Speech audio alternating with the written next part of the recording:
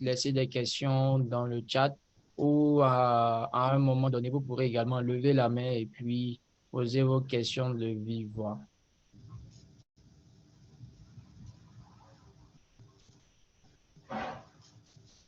Je pense que nous allons démarrer et puis les autres, nous prendrons tout simplement en cours de session. Et puis voilà, on pourra revenir sur certains thèmes. Donc bonsoir à tous, bonsoir à ceux qui nous rejoignent.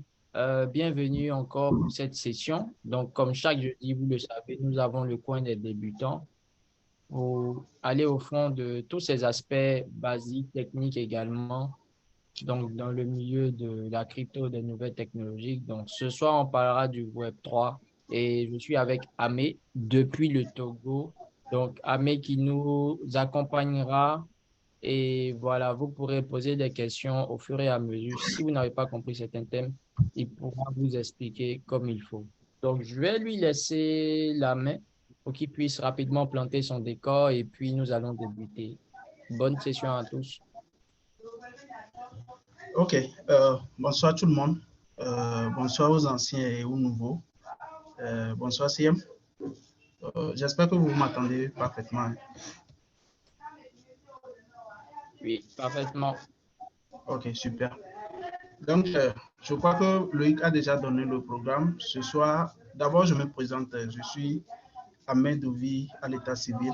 Je suis togolais. Et voilà, ce soir, nous allons parler du Web 3.0. C'est un sujet qui est vraiment vaste où on ne pourra pas couvrir cela en une heure. Donc, on va essayer juste de briefer, de dire l'essentiel et puis on avance. Pour le reste, peut-être vous pouvez directement poser vos questions dans le groupe Telegram ou sur les autres réseaux sociaux. Voilà. Donc, comme programme, nous allons voir c'est quoi le Web 3. Nous allons un peu remonter l'historique en parlant légèrement du Web 1 et du Web 2. Nous allons voir les caractéristiques du Web 3.0, les avantages, les limites du Web 3.0 et les cas d'utilisation du Web 3.0. Et voilà, nous allons peut-être voir où apprendre du Web 3.0. Donc, comme historique, avant de parler du Web 3, nous allons un peu parler de l'Internet, puisque pour pouvoir bien comprendre le Web 3, il faut d'abord comprendre l'Internet. Voilà, donc l'Internet trouve ses origines dans les années 60, lorsque le département de la défense américain a développé un projet de recherche nommé ARPANET pour connecter les universités et les institutions de recherche à travers le pays. Donc, le but, c'était de créer un réseau qui puisse permettre à chacun de se connecter. Donc, 10 ans après, 20 ans après, ou autour de 20 ans, les ordinateurs personnels, c'est-à-dire dans les années 80, les ordinateurs personnels qu'on appelle aujourd'hui communément les PC ou les personal computers se sont popularisés. Et donc, les entreprises et les particuliers ont dû avoir accès à l'Internet via la création des réseaux sociaux qu'on appelait dans le temps les LAN. LAN, ça dit L-A-N, c'est un mot anglais qui veut dire Local Area Network. Ça veut dire un réseau local, voilà, simplement. Donc, à la fin des années 90, l'Internet est devenu un réseau mondial euh, avec le développement du World Wide Web que nous connaissons en 3W ou WW. Donc, c'est un peu comme cela que l'Internet a évolué. Les utilisateurs avaient donc accès à l'Internet en utilisant un navigateur web. Et c'est ce qui marqua le début du Web 1, une époque où l'on lit principalement les informations en ligne. Voilà, donc ça, bon, on va aller un peu en zigzag, on va aller et revenir. Donc, à l'époque du Web 1, en fait, on ne pourra que lire l'information sur un site web ou en fait sur l'Internet où on peut juste afficher les pages web de son chargement. On peut utiliser les JavaScript pour créer des formulaires et du contenu interactif. On pouvait également voir les applications de cookies pour conserver les informations. Voilà. Donc, nous avons l'exemple d'un navigateur dans le temps qu'on appelait Netscape. Donc ça, nous sommes avec le Web 1, ça, avant d'aller sur le Web 2, puisque ça a évolué avec le temps.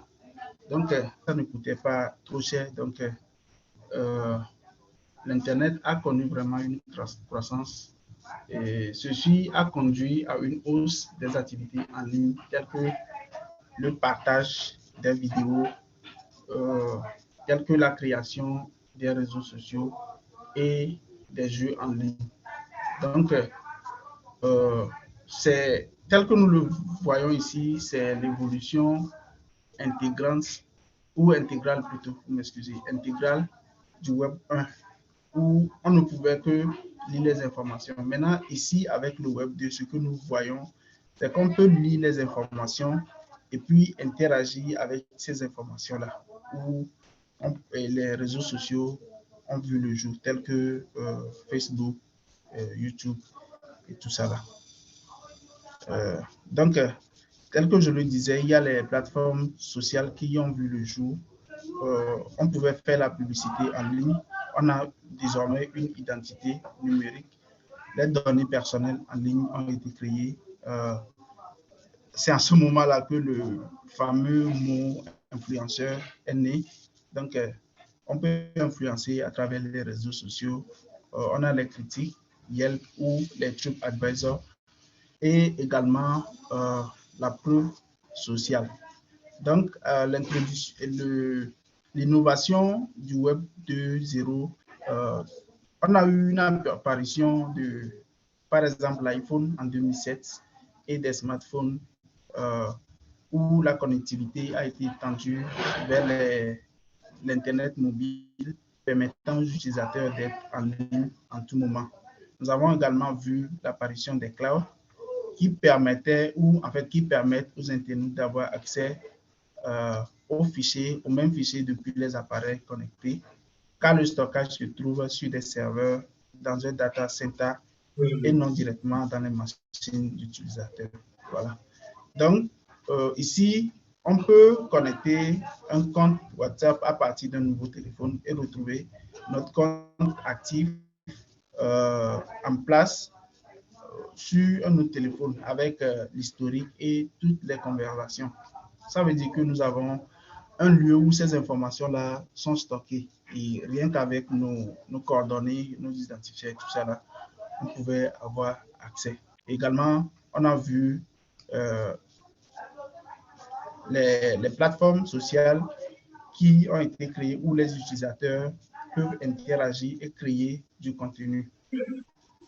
Ils ont, en fait, nous voulons parler de ces réseaux sociaux-là. Ils nous ont incités et convaincus à partager des photos en ligne avec nos cercles d'amis ou avec nos proches et à confier, par exemple, nos maisons à des voyageurs inconnus, par exemple, sur Airbnb, à créer en fait des vidéos humoristiques telles que, en fait, comme nous le voyons ou nous avons l'habitude de le faire sur des réseaux comme TikTok et même monter dans la voiture d'un inconnu avec Uber. Donc tout ça là, nous voyons que c'est le Web 2.0 qui nous permet à pouvoir avoir ces avantages-là. Donc nous avons dit que le Web 2.0 a vraiment, c'était une innovation, c'était vraiment une version évoluée du Web 1, du Web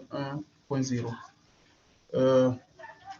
Maintenant, tel que le Web 2 était une évolution ou une révolution du Web 1, c'est comme ça que le Web 3.0 est venu en fait est venu en tant qu'une révolution au Web 2 où, puisque ici, nous avons avec le Web 2.0, nous avons vraiment des inconvénients où il y a des limites. Donc, c'est en cela que le Web 3 va intervenir ou va arriver avec des choses beaucoup plus intéressantes. Et c'est ce que nous allons voir tout de suite. Donc, le Web 3 est propulsé par trois nouvelles couches d'innovation technologique. Donc, ici, avec le Web 2.0, nous avons vu que c'est des trucs qui sont centrales et en fait, il n'y a que certaines entreprises qui ont le monopole sur nos informations. Parmi ces entreprises-là, nous pouvons citer Google, Facebook, où ces derniers en fait, pratiquent, ils utilisent les données des utilisateurs pour des activités en ligne, pour booster la publicité sur les réseaux sociaux et pour faire le e-commerce. Ces derniers, c'est-à-dire Facebook, Google et Amazon et tout ça là, ils collectent également les données pour cibler ou pour personnaliser en fait leurs services. Cependant, le Web 3.0, qui a encore appelé le Web décentralisé, vient en tant qu'une proposition d'une nouvelle version d'Internet qui utilise la technologie décentralisée ou des technologies décentralisées comme la blockchain. Donc ici, nous voyons un élément phare ou un élément important qui est la blockchain. Donc, c'est quoi la plus-value de cette technologie-là? Il vise à créer un Internet plus ouvert et transparent où les utilisateurs auraient plus de contrôle sur leurs données et leur vie privée et ces derniers-là seront moins indépendants des entités centralisées telles que les entreprises et les gouvernements. Voilà. Donc, l'idée principale du Web 3, en fait, est d'utiliser la technologie blockchain pour créer un réseau décentralisé qui puisse aider à partager des informations et des données de manière et transparente. La centralisation offre plus de sécurité. On est totalement d'accord. Plus de sécurité, car il n'y a pas de point central de l'unité. Donc, elle permet en fait une plus grande transparence et des transactions et des interactions sur les réseaux qui sont enregistrés dans un registre immuable. Donc, ce registre immuable-là, c'est ça que nous appelons par la blockchain. Donc, une des caractéristiques, une des caractéristiques phares du Web 3 est la création des applications décentralisées qu'on appelle les dApps ou les DApps, qui offrent une sécurité, qui offrent une apparence par rapport au Web 2 qui est contrôlé. Donc, ici, nous allons voir les composants principaux du Web 3. Bon, je vais laisser la parole pour le moment si quelqu'un a une question, si Louis peut intervenir en attendant. On continue.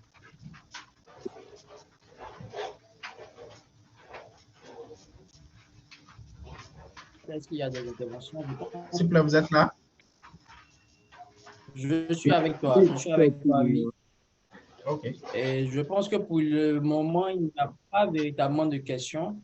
Donc, je pense qu'on va évoluer plus tôt. D'accord. Donc, avec le Web 3.0, nous pouvons voir un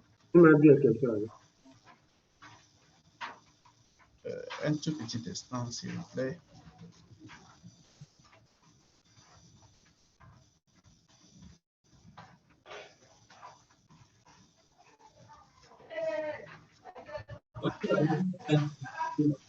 Bon, nous pouvons voir ce que nous appelons par le web sémantique, qui est la spécificité du web.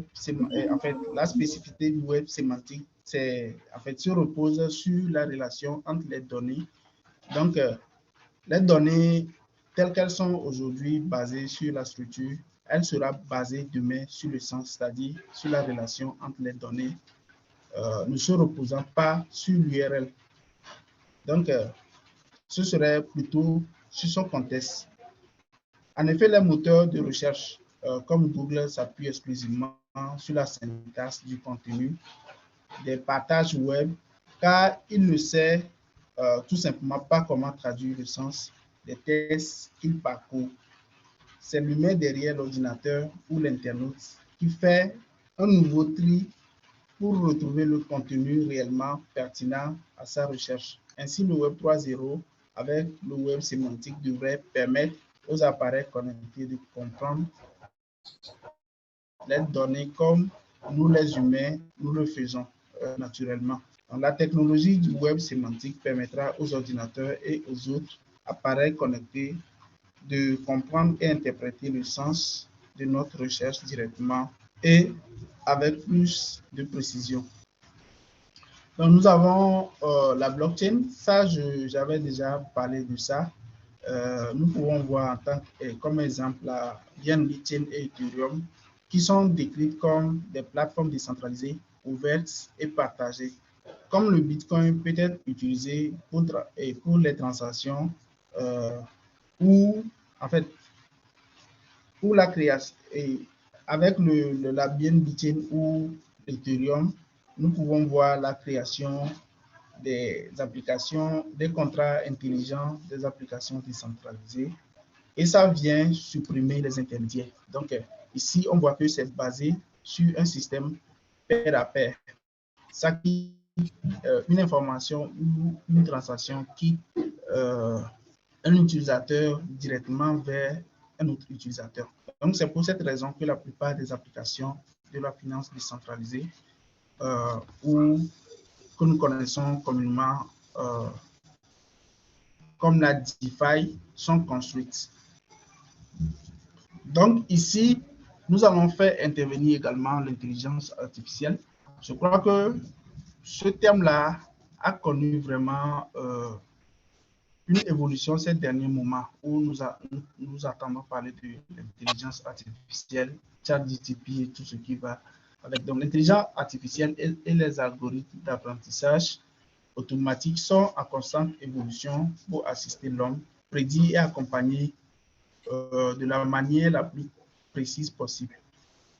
Donc, ici, on peut se dire que le web actuel dispose déjà de ces capacités-là. Cependant, il reste principalement basé sur l'homme. Donc, ici, c'est l'homme qui est au centre de tout ça là, ce qui permet des comportements corrompus, puisque l'homme est corruptible. On peut corrompre l'homme ou l'homme peut tricher, telles que des évaluations, des produits biaisés, des notes truquées, des erreurs humaines, etc. Donc, le Web 3 veut aller plus loin, être plus précis et plus proche des mécanismes humains. Donc, avec l'intelligence artificielle, nous avons une ouverture. Nous avons des logiciels qui sont open source, car ils sont développés par une communauté de développeurs et réalisés en toute transparence pour le public. Avec l'intervention de l'intelligence artificielle, nous pouvons également parler de l'universalité de la chose, où le Web 3 offre plus de liberté aux utilisateurs d'interagir publiquement et en privé sans intermédiaire exposant leurs données à risque. Voilà. Et avec ça, nous avons également une certaine indépendance. N'importe qui, y compris les utilisateurs et les fournisseurs, peuvent s'engager sans avoir besoin d'autorisation d'une organisation ou d'un gouvernement de contrôle. Tout à fait. Donc, c'est également omniprésent. Le Web 3 rend l'Internet accessible à tous, en tout moment et en tout lieu. Les ordinateurs, les téléphones et assistants vocaux ne seront plus les seuls appareils connectés comme ils sont actuellement dans le Web 2.0. Donc, grâce à l'IoT, l'Internet des objets, la technologie, permettra le développement d'une multitude de nouveaux types d'objets intelligents.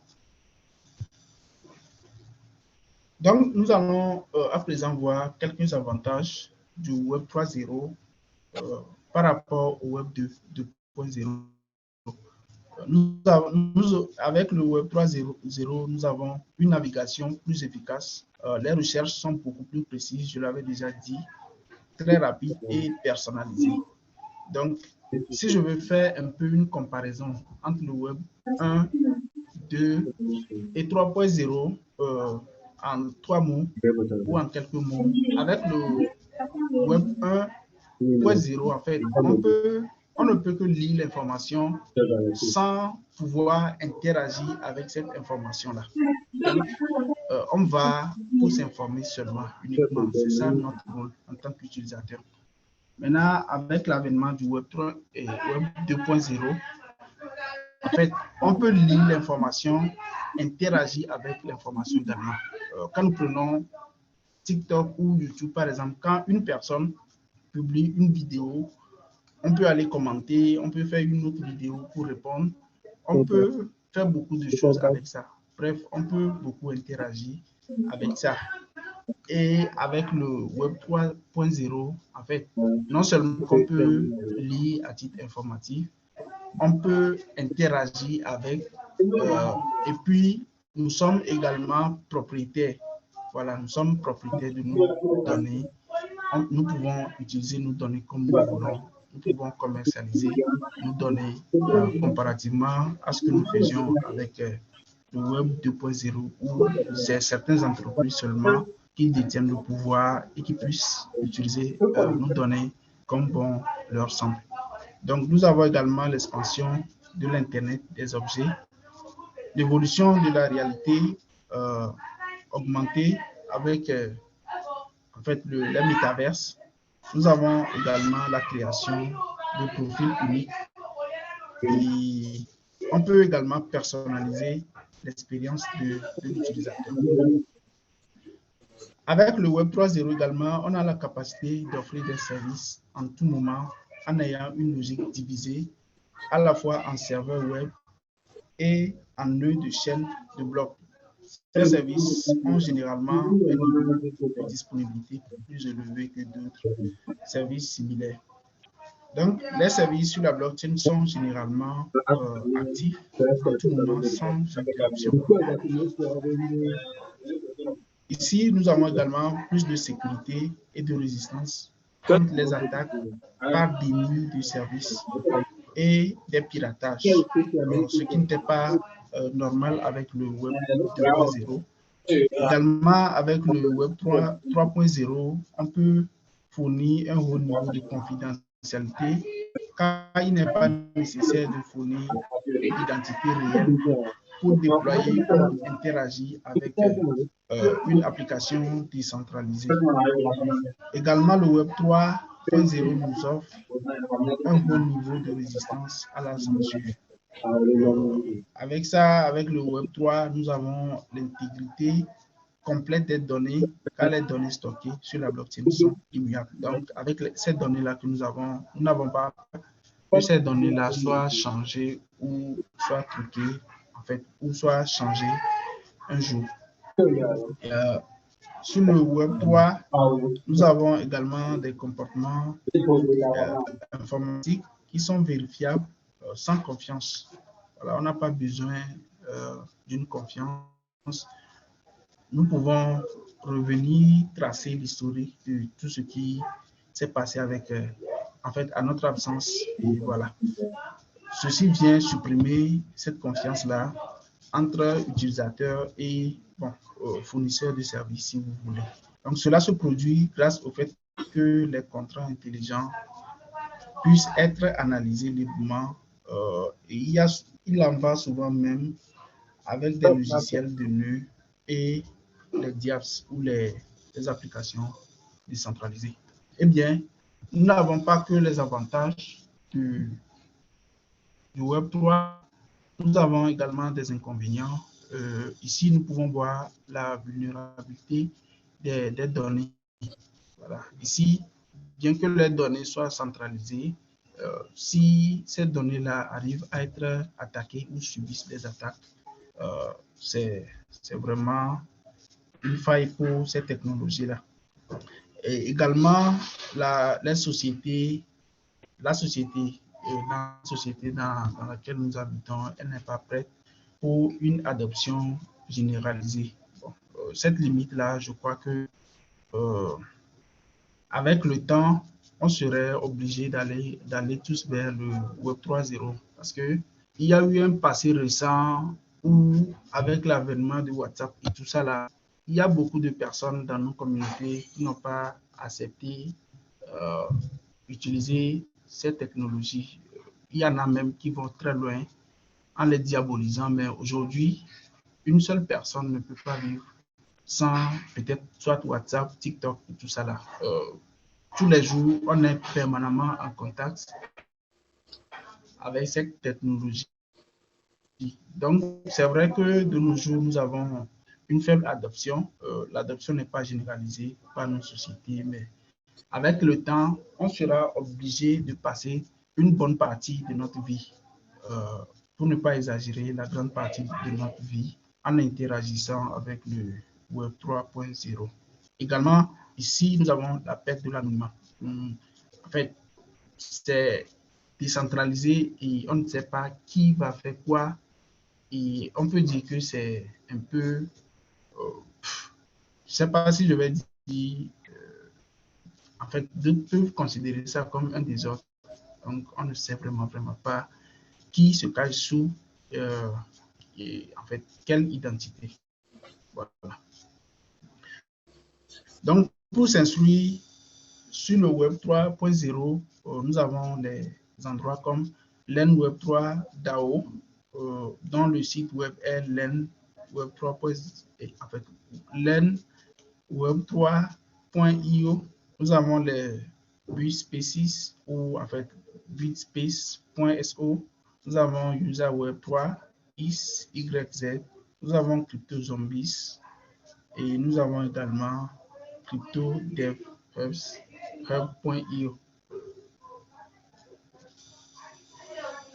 Donc, comme nous pouvons le voir ici, c'est un écosystème qui est décentralisé où les gens sont là pour interagir d'une manière pair à pair. C'est vraiment un réseau.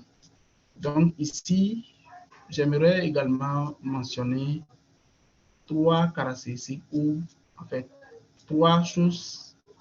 Ça, c'est un résumé, sinon je l'avais déjà dit, qu'on peut retrouver avec le Web 3.0. Nous avons la blockchain qui est un registre décentralisé et distribué qui utilise la cryptographie pour garantir en fait l'intégrité et la sécurité des données. Nous avons également la mise en réseau pair à pair. Et cette mise en réseau pair à pair, c'est la seule chose ou la première chose qui soit pair à pair de toute l'histoire de l'humanité. Parce que quand vous envoyez, si vous le permettez, je prends l'exemple du Bitcoin. Si vous envoyez le Bitcoin à quelqu'un, en fait, le Bitcoin vous quitte et va vers cette personne-là. Vous n'avez plus cet actif-là à votre niveau.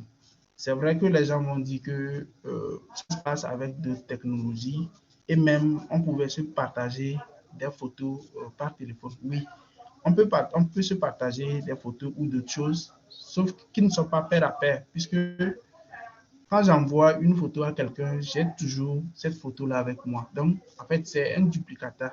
Ça a juste dupliqué et puis l'autre personne voit de son côté également. Mais ici, quand j'envoie un Bitcoin à quelqu'un, en fait, ça quitte, ce Bitcoin-là me quitte et puis ça va définitivement vers cette personne-là.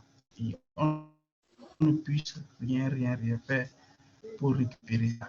Et d'une manière décentralisée, tout le monde peut venir voir que X a transféré tel à telle personne à telle heure et tout. Donc, nous voyons l'historique qui est là. Et puis, voilà, c'est accessible à tous. Même si on n'est pas adepte du Web 3.0, on peut quand même dans les deux fichiers, consulter ou en fait on tout peut comme avoir le mot.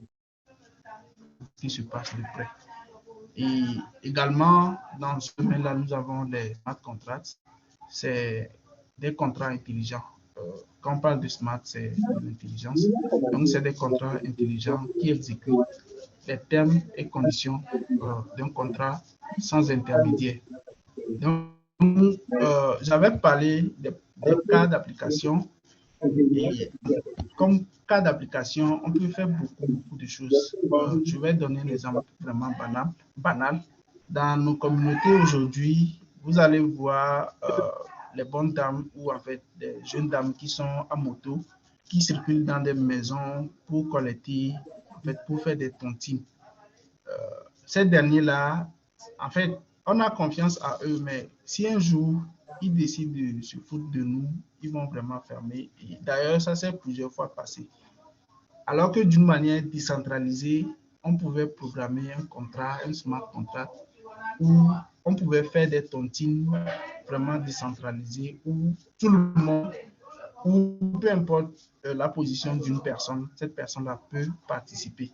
Et quand on programme ce smart contract-là, quand le tour d'une personne arrive pour ramasser son dû, en fait, c'est le smart contract qui le lui débloque automatiquement. Cette personne-là n'a pas besoin d'aller avec qui que ce soit. Ou un jour, cette personne ne va pas se plaindre parce qu'on l'a triché ou c'était, en fait, quand c'était son tour de ramasser, il y avait le papa de Kofi qui était malade et tout ça là, et on n'a pas pu. Le smart contract a, en fait, le droit de lui débloquer en fait, de l'argent ou son dû ou personne ne va se plaindre pour quoi que ce soit. Donc, c'est un peu ça, ou c'est un des cas d'application que nous pouvons avoir avec le Web 3.0. Donc, je vais ouvrir un petit débat, si le CM le permet. Selon vous, ou d'après ce que nous venons de dire, selon vous, quels pouvaient être ou quels pourront être d'autres cas d'application du Web 3.0? Si quelqu'un a une idée, la personne peut un peu nous dire. Merci.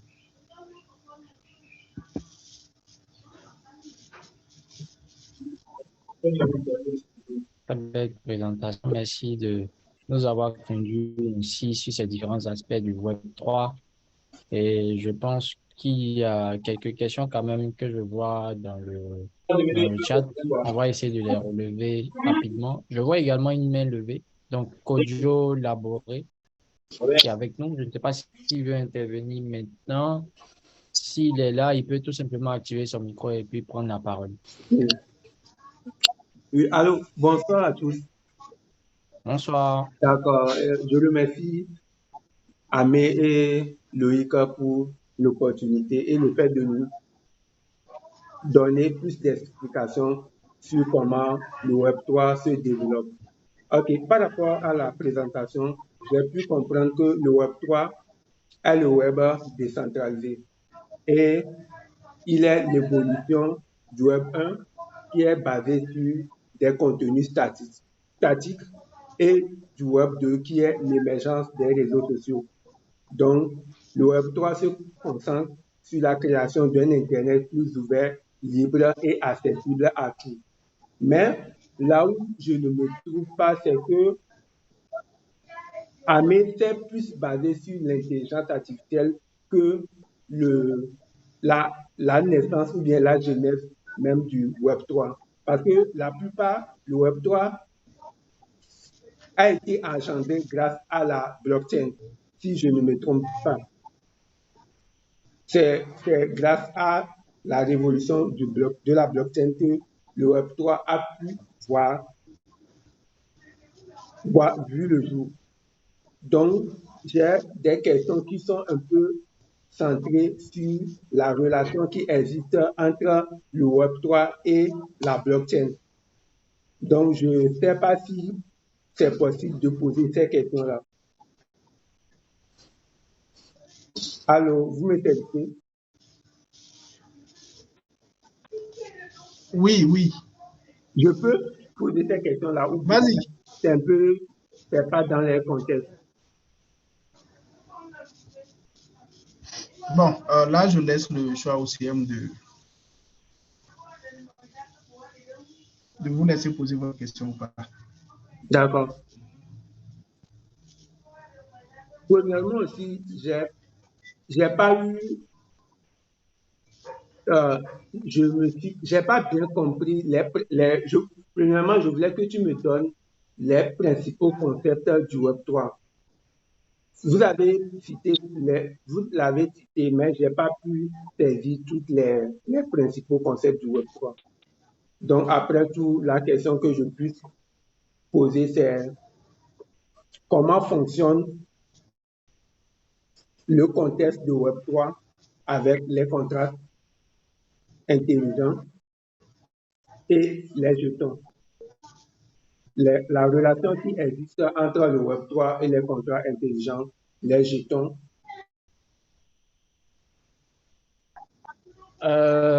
Ok, en fait, il y a un aspect qu'il faut comprendre de façon fondamentale et qui va résumer un peu les questions. Parce qu'après, il y a deux parties.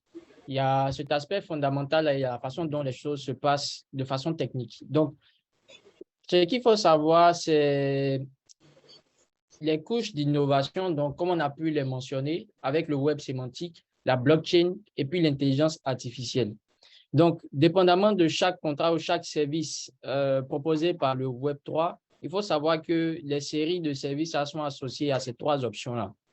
Donc, un service qui va être construit, par exemple, sur la blockchain et qui va proposer plusieurs options aux utilisateurs, donc qui pourront se loguer sur la blockchain grâce au Web3, ne sera pas forcément construit de la même manière qu'un service également qui sera basé sur l'intelligence artificielle. Lorsqu'on prend des activités ou des services qui sont relatifs à tout ce qui est réseaux sociaux, etc., donc dans le Web 3, on peut voir quelques exemples. Bon, peut-être si je peux donner quelques exemples sans trop citer de noms. Dans un premier temps, la plupart des services en ce moment qui sont disponibles sur le Web 2 ont plus ou moins leur équivalent sur le Web 3. Quand je prends par exemple Google Drive ou Dropbox, ce sont des services sur le Web 3 qu'on peut retrouver avec des noms comme Filecoin ou Storage. Donc, ces services-là, je pense qu'ils sont principalement associés à tout ce qui est innovation web. Donc, parlant d'innovation web, je pense que Amé a parlé du web sémantique. Donc, si vous comprenez, par exemple, le fonctionnement du web sémantique, vous allez retrouver en fait ces spécificités-là avec les URL et tout ce qui est raccordé au nom de domaine, aux services qu'on peut retrouver avec cette technologie web-là. Donc, principalement pour ça. Si je prends des services liés à la blockchain, donc on sera beaucoup plus avec des éléments qui se rapportent à la DeFi. Donc, il a parlé des applications décentralisées avec les dApps et ainsi de suite. Si on prend également des éléments du Web3 qui se rapportent à l'intelligence artificielle, on va plus aller avec des logiciels qui peuvent proposer de nouveaux services, que ce soit des logiciels de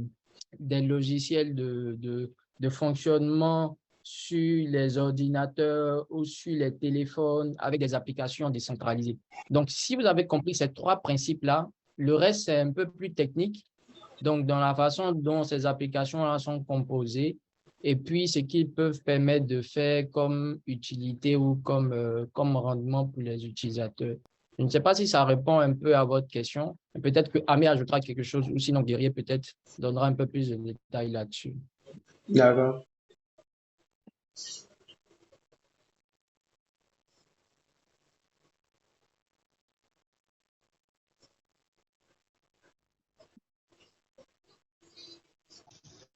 Oui, oui, c'est bon. Hein. Je n'ai rien à ajouter. D'accord. Bon. Merci. Ça marche. OK. Donc, on va aller avec Emmanuel Taïdé. Et puis, on prendra on prendra quand même quelques questions que je vois dans le chat ici. Donc aussi, juste après l'intervention d'Emmanuel. Bonsoir à vous. Bonsoir. Oui, c'est Emmanuel Taïdjari. OK. Je vous remercie pour les informations que vous venez de partager. C'est très intéressant. Pour répondre à la question que notre ami a posée par rapport à la projection concernant le Web3, pardon, Web3, je voulais juste ajouter quelques éléments par rapport à la question de notre ami aussi, en disant qu'il y a quelques idées fondamentales pour le Web3. C'est que dans un premier temps, c'est décentralisé. Dans un deuxième temps, ce que le Web3 nous permet et propose des paiements natifs. Et le Web3 nous permet d'avoir un niveau de sécurité supérieur par rapport à tout ce qu'on fait actuellement. Et c'est vraiment important. Et donc, pour répondre essayer de répondre à la question de notre ami qui a fait la présentation, moi je dirais, étant donné que il y a l'apparition d'un nouvel écosystème qui est franchement immuable, déjà il y aura une meilleure une augmentation de la transparence et donc de la confiance que les gens vont avoir sur les produits. Donc, transparence et sécurité, des performances des navigations qui seront de plus en plus accrues.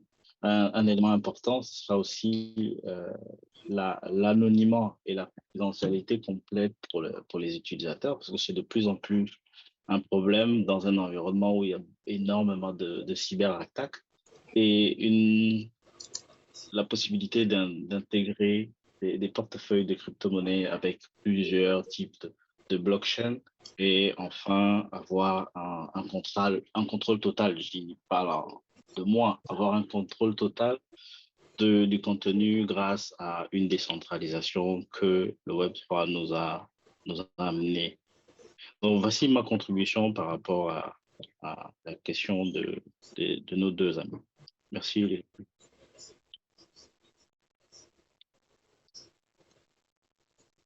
Je vous en prie.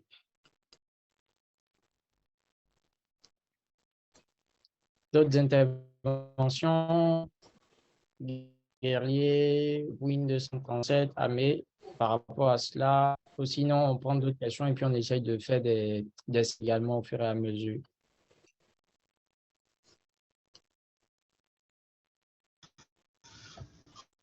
OK, je remercie notre ami Emmanuel pour son élément de réponse. En fait, c'est un débat que moi j'ai ouvert, ce n'est pas une question en tant que telle. Donc, je parle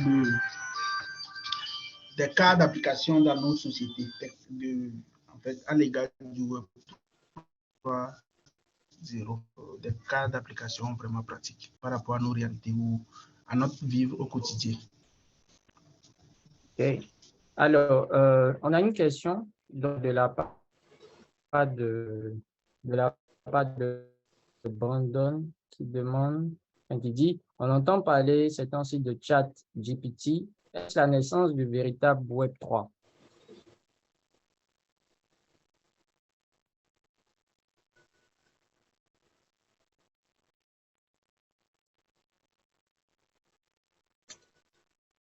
Excuse-moi, Louis, je pense que cette question-là, bonsoir tout le monde, j'ai déjà répondu. Hein.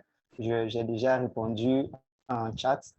Donc, je lis juste la réponse. C'est que quand il a parlé de la naissance de véritable Web 3, il faut savoir que le Web 3 et chat GPT, c'est carrément deux choses différentes. Vous voyez un peu, le Web 3, c'est la référence de la troisième évolution, l'Internet des plus avancés, comme Amil l'a déjà expliqué. Et cela se concentre sur l'utilisation de technologies décentralisées, telles que créer des applications et des services décentralisés qui sont totalement autonomes et sécurisés. OK? Par contre, ChatGPT, c'est un modèle de langage totalement naturel basé sur la technologie de l'intelligence artificielle. Voilà, donc, voici un peu. Néanmoins, comment on appelle, on peut créer des applications à partir du Web 3, des éléments neutralisés. Voilà. Et le Web 3 est carrément différent de ChatGPT. Donc, voici un peu ce que j'avais voulu apporter comme élément de réponse. Merci. Merci.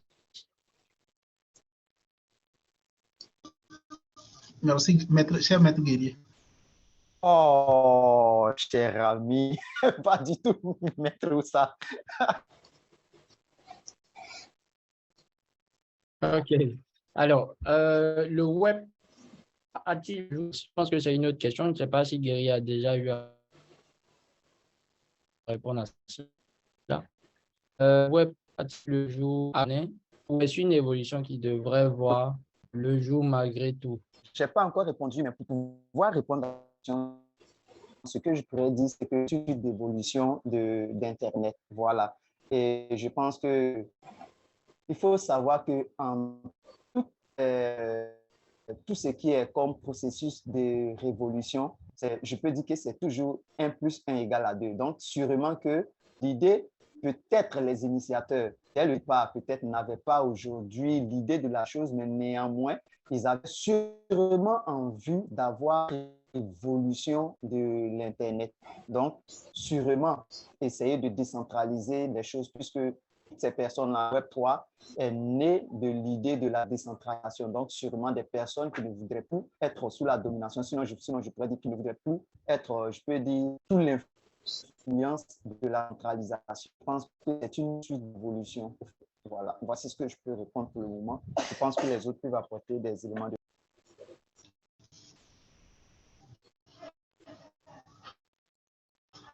Merci beaucoup pour la réponse. En fait, tel que Guéné l'a dit, la crypto-monnaie, c'est un petit cas d'application 3.0. Parlant même de la blockchain, qui est une petite partie du Web3, en fait, les cryptos sont toujours un petit cas d'application parmi tant d'autres sur la technologie blockchain sur lequel fonctionne le Web 3.0. En fait, au départ, les crypto-monnaies même, ce n'était pas fait pour faire chose, pour spéculer et tout ça là. C'est des jetons qui, je sais pas, qui permettent de, en fait, comprendre pour récompenser ceux qui sécurisent le réseau et tout ça là. Donc, c'est un cas d'application. C'est pas ça qui a permis quand même la Web 3.0. C'est une évolution normale de la technologie.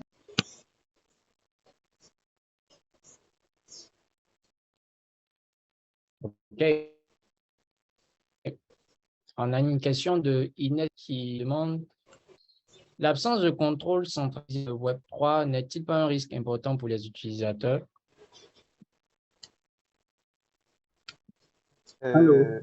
Là, ça aussi, j'ai déjà répondu, inbox. Voilà, je lis pour que tout le monde comprenne. Ça, c'est tout à fait naturel. Les risques ne sont pas inévitables. Vous comprenez? Donc, tout dépend des différents protocoles avec lesquels vous allez interagir. Voici pourquoi il faut toujours faire ses propres recherches et prendre ses dispositions. Parce que si vous voulez parler de risque, et le risque, il existe partout.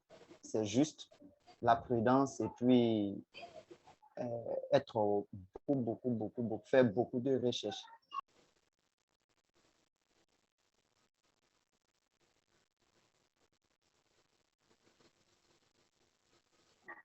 C'est bon, vous m'avez entendu?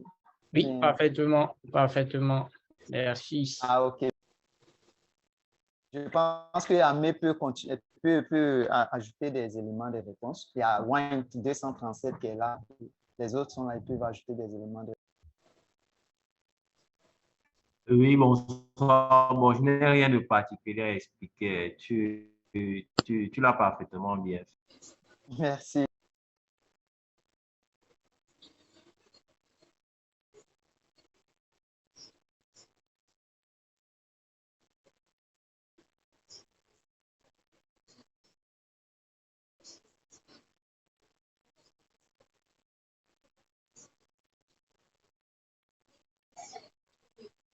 OK, parfait alors. Donc, je pense que le lien de la cagnotte a déjà été envoyé. Les éléments de cette session ont été présentés, donc vous allez retrouver le replay sur le groupe Telegram Finance Afrique.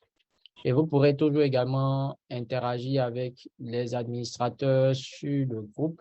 Si vous avez d'autres questions ou si vous souhaitez participer à d'autres activités, vous restez tout simplement connecté à nos chaînes de diffusion, que ce soit sur Twitter, Facebook, Instagram. Et voilà, on échange principalement sur le groupe Telegram. Donc, OK, donc on va aller avec les dernières questions et puis on va mettre un thème à cette session. Donc, ceux qui veulent poser les questions, allez-y, allez-y. Daniel Kwasi et Kojo Laboré. Allô? Oui, Daniel, il est possible d'accéder aux précédentes formations dans le groupe Telegram. Donc, on a des replays qui vous seront envoyés et la documentation, ça prend un peu de temps, mais également, elle est partagée aussi à l'ensemble de la communauté. Donc, vous allez retrouver les épisodes précédents, voilà, du coin des débutants. Donc, je pense qu'on a la saison 2 en ce moment, hein. On a la saison 2 du coin des débutants. Donc, vous allez retrouver déjà les contenus qui sont disponibles. Allô? Allô? Je ne suis pas sûr de savoir qui a pris la parole. Oui, Kojo Laboré, oui. oui, par rapport à la question de Inès Sohou, l'absence de contrôle centralisé dans le Web3 n'est-il pas un risque important pour les utilisateurs? Grâce à cette question, je me pose cette question, quels sont les défis à relever pour que le Web3 devienne une réalité pour tous? Donc, sa question m'amène à poser cette question-là. Parce que actuellement, sans mentir, on sait que le Web3, c'est une révolution ou bien une nouvelle évolution de l'Internet en réalité. Mais en réalité, il manque cette révolution ou bien cette nouveauté est confrontée à plusieurs défis importants dont on doit relever, tels que sa question.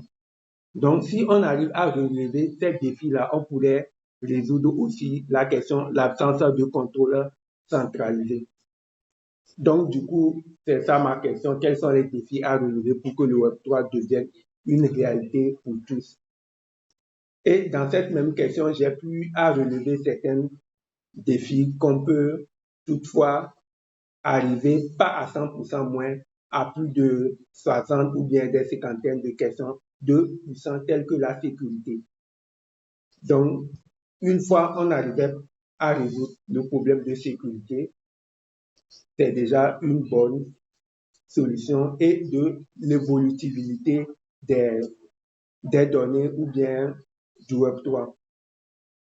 Parce qu'on sait que le blockchain a été initialement conçu pour gérer un petit nombre de transactions à la fois et de données, ce qui limite sa capacité à gérer de grandes quantités de transactions en temps réel. Les protocoles de mise à échelle tels que la fragmentation, le sharding et la mise en cache sont en cours de développement pour résoudre ce problème, mais ils sont encore en phase expérimentale. Donc, du coup, ça nous amène à apporter plus de solutions pour pouvoir résoudre tous ces défis-là dont le Web3 est confronté. Donc, bref, j'aurais avoir plus de solutions qui pourraient nous aider à relever le défi dont le Web3 est confronté.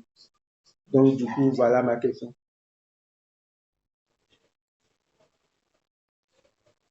Allô, allô. Oui, parfaitement, on t'a parfaitement reçu. Moi, j'ai un avis là-dessus, peut-être qui va pas répondre totalement à ta question, mais bon, j'essaierai en tout cas de ce que je vois.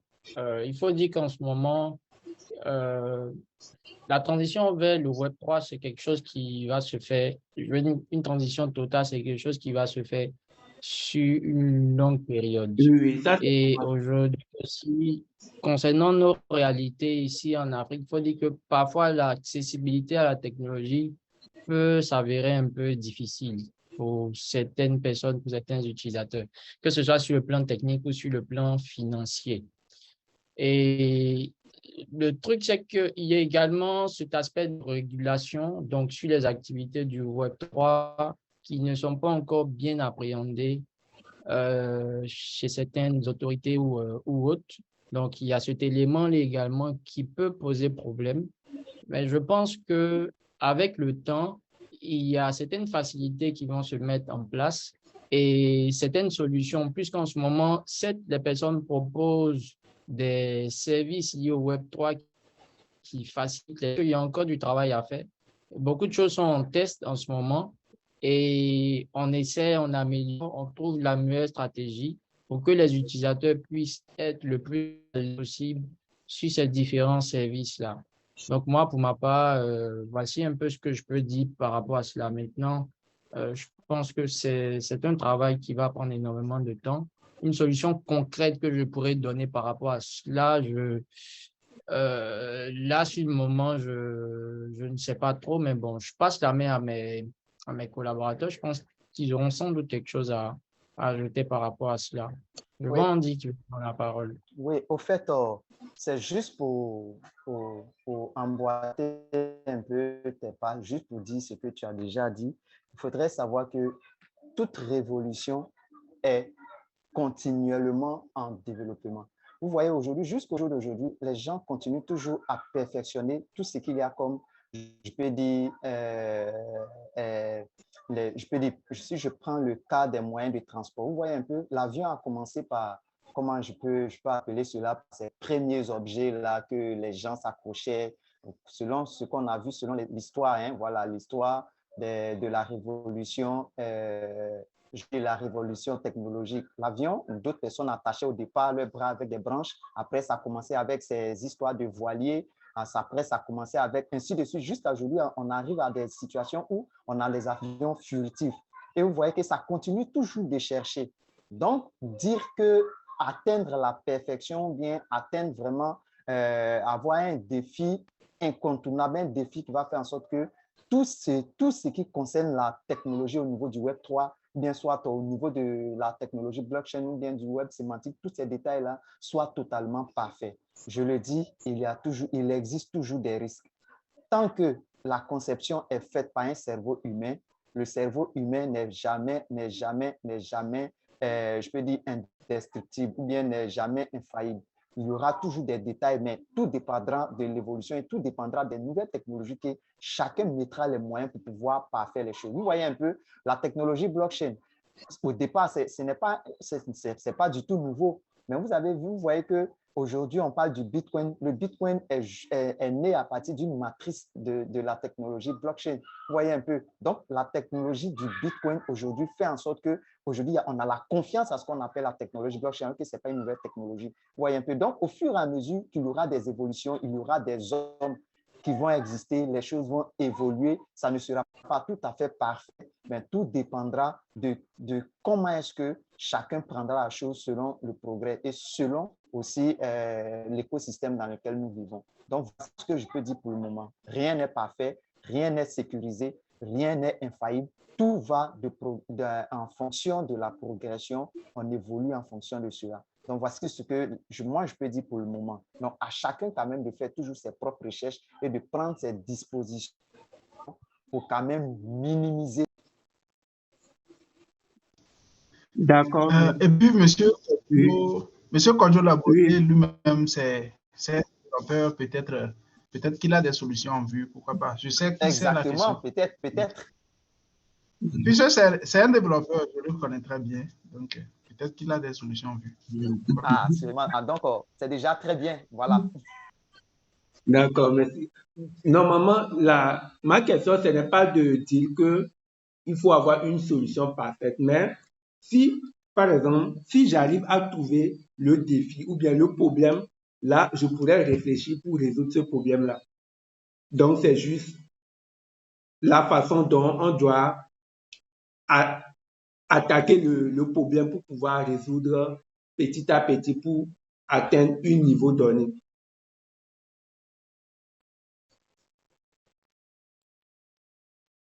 Allô? OK, merci beaucoup. Il faudrait savoir que les problèmes, chaque problème est à un niveau, je peux dire, démographique. Hein, voilà. Et Afrique. africaines ne seront surtout pas européennes et ainsi de suite. Maintenant, si tu as trouvé une réalité mondiale, là, ça va nous sauver, nous tous, un bro.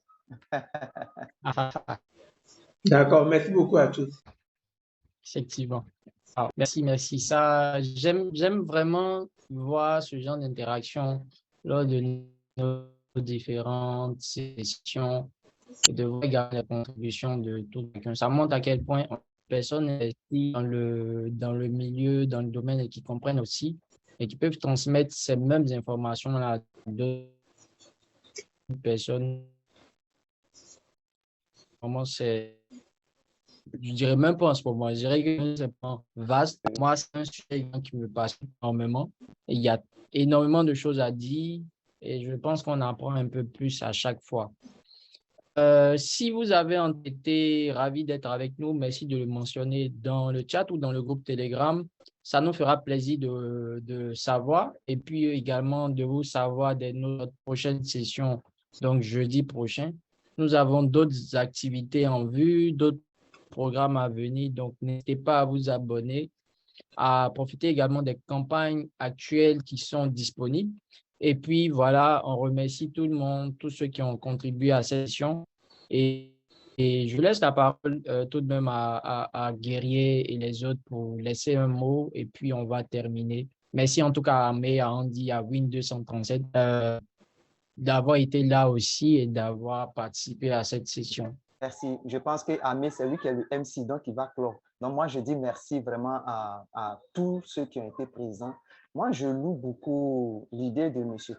Kodjo Labouré. Vous voyez, aujourd'hui, si tous les Africains pouvaient réfléchir à cette dimension-là, je pense que des solutions vont toujours apporter. Je cite un petit exemple d'un jeune frère ivoirien qui est en train de développer une start-up dans son domaine. Je vous assure que si véritablement les choses vont véritablement évoluer. Et si chacun à son niveau réfléchit comme ça sera déjà un très bon départ pour l'Afrique. On n'est pas du tout limité, nous avons du potentiel. Donc, chacun à son niveau, véritablement, qu'il travaille, qu'il fasse ses richesses pour qu'aujourd'hui, on puisse avoir des pions essentiels africains. Et j'emboîte mon frère Guerrier légendaire. Merci à tout le monde pour la présence, pour la participation. Et comme il a si bien dit, chacun de nous a un potentiel de revient à chacun de nous de pouvoir l'exploiter avec les outils qu'il a. Il ne faudrait pas toujours attendre d'avoir plus pour faire quelque chose, mais avec le peu qu'on a, essayons déjà de faire quelque chose. Et merci en tout cas à Binance qui nous donne ces différents espaces de formation pour toujours en apprendre plus et toujours, n'est-ce pas, augmenter notre potentiel pour pouvoir faire quelque chose. Merci à chacun et bonne soirée.